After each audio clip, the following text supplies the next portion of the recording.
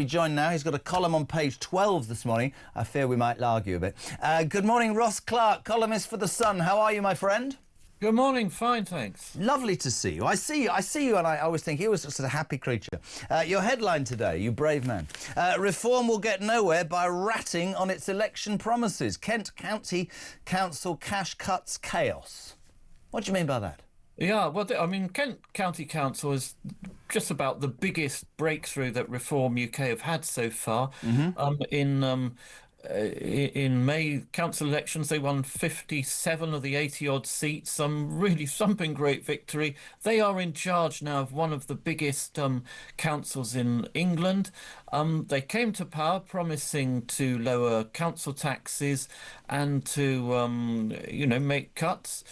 Now, a few months on, less than 6 months on, the council leader is now telling us, oh, well, maybe we're not going to do that, and maybe actually we're going to raise council tax by another 5%, just as we criticise the Tories for doing, and seems to have turned her back for the moment, completely on cuts. Even bizarrely claims that the public actually want higher taxes and higher spending. Would it be fair to say, Ross, and I'm not against what you're saying, and I completely understand that. We were talking earlier on the show about how, with Jess Phillips, the view from the cheap seats is always, I suspect, a lot easier than actually when you're there having to make the choices.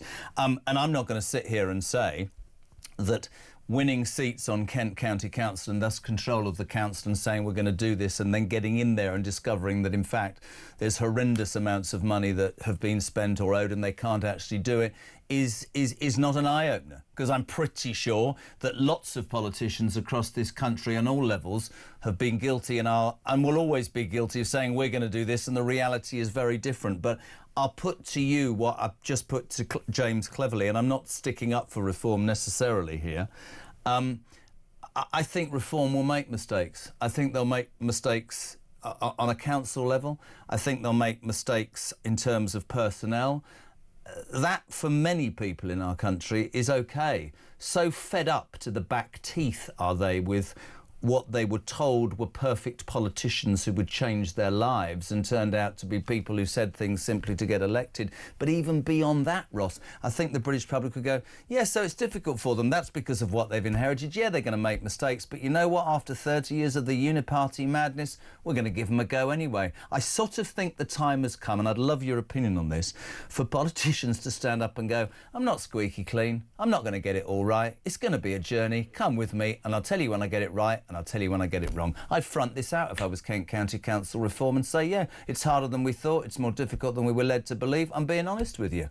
What would people say? I agree on that latter point, that politicians should be more honest, and when they fail to achieve things, they should hold their hands up. But what Reform Council leaders doing this week was saying, trying to do exactly the same trick as Rachel Reeves, which was to blame the non-delivery of promises to cut taxes on a supposed black hole in the accounts, which the previous Tory administration has had put there. Now, we know how well that strategy has worked for Rachel Reeves. The public are not at all impressed. If Reeves goes on to rat on her promises not to raise the rates of income tax, VAT and national insurance, well, she's already ratted on the last one, she really is going to be political toast. Now, if I were Reform UK, I'd be thinking, now, we can get away with some things, some promises that we maybe made in our manifesto. That less is more is what you're saying, isn't it? Less is more. Fundamentally, the issue of tax and spending, it's one thing where politicians do not get away with it. Remember George Bush the First in the 1992 presidential election saying, read my lips, no new taxes. Well, he was absolutely dumped out of office for ratting on that promise. And it's a really interesting point you make, and the point that I take from your article is Reform are in a position they're in.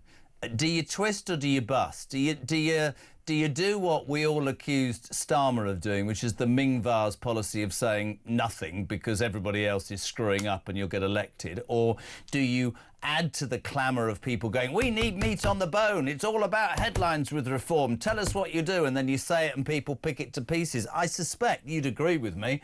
That's politics, Ross, isn't it? And if you want it, they're going to come for you. That's what you got to know.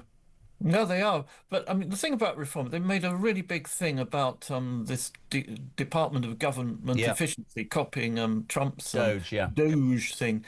Now, they've really got to deliver on that. Now, for Kent County Council, I appreciate there are a lot of things which are laid down in national law and they cannot cut because it is laid down from Westminster, and we would have to have a change of government in Westminster to achieve that. Other things like asylum claims and so on. Well, Kent County Council can't do anything about that on their own because it comes under national law. However, there are things which are under its control, like its own payroll. There are 44 senior council officials at Kent County Council who are paid more than 100,000 a year. There are 8 paid more than 150,000 a year. The chief executive is earning more than the prime minister. Now, if Reform UK want to impress us by proving that the Doge thing actually has some meat behind it, they've got to make a start. And one of the starts they could easily make is trim some of those senior salaries to show that couldn't agree with you more. They are in it together. It's a great article. You've got to answer this because as we're in the business of taking it both sides. Ian says, where was Ross Clark's report and criticism of the previous Kent Council leaders, the ones who spent all the bloody money? Is this two-tier journalism? 30 seconds to respond, Ross. Well, Kent County Council is one of many authorities run by the Tories. I've been extremely critical of the Tories and their failure to contain spending over the past. You've got to be open-minded about criticising everybody. That's the point, isn't it? Everybody's open for, you put yourself out there, you can take criticism. No party will get any favours from me, whether it's Reform UK, Tories, Labour, Lib Dems and the Greens. You're striking the fear of God into everybody. Ross Clark, thank you very much indeed. Great article this morning. Kent County Council, Cash Cats Chaos. Cash Cut. And I can't say it. Page 12.